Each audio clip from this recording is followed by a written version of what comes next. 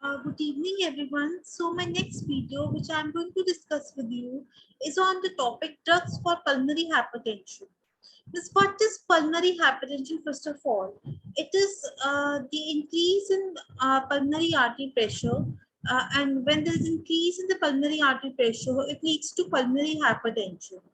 Now, drugs which cause the systemic hypotension, that is, drugs which are used systemically, are not effective in pulmonary hypertension. Means they do not cause vasodilation in the pulmonary artery, they only cause vasodilation in the periphery. So, the drugs which cause the vasodilation in pulmonary artery, I'm going to discuss with you. There are 6 categories of drugs which are used in the treatment of pulmonary artery hypertension. First of all is calcium channel blockers. Now, intravenous calcium channel blockers are effective in reducing the pulmonary artery pressure. We can test this by the intravenous calcium channel blocker intravenous challenge test. Calcium channel blocker intravenous challenge test. Now, when we give intravenously the calcium channel blocker, there is reduce in the pulmonary artery pressure. If there is a reduce, means test is positive. It means that we can give this drug in the pulmonary artery hypertension, that is calcium channel blockers. These can be used in pulmonary artery hypertension, and these can be given lifelong.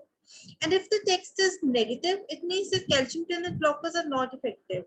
Now, the second drug of choice for the pulmonary artery hypertension is endothelin receptor antagonist.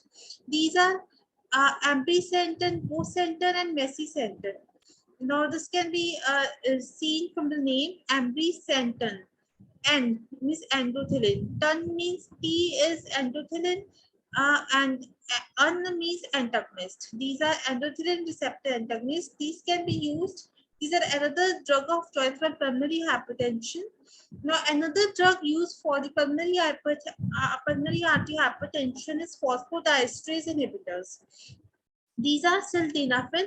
It causes vasodilatation in the pulmonary arteries. So it inhibits the phosphodiesterase enzyme. So levels of cyclic AMP in the blood gets increased in the pulmonary artery, which leads to vasodilatation and in pulmonary artery hypotension occurs.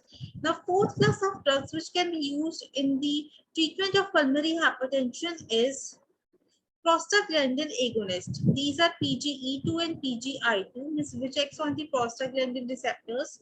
These are prostacyclin, and the drugs are eroprost and teleprostanol. These cannot be given orally, these are given intravenously. And these are effective. These also cause vasodilatation in the pulmonary artery. Another drug which is uh, Cpap. Another drug is Cpap. It is the selective XI means non-injectable. It is not injectable. XI PAG means prostacyclin. AG means agonist. This is just the prostacyclin agonist. Cpap. Selective oral, not injectable prostacyclin agonist. It can be given orally, and this is most effective drug.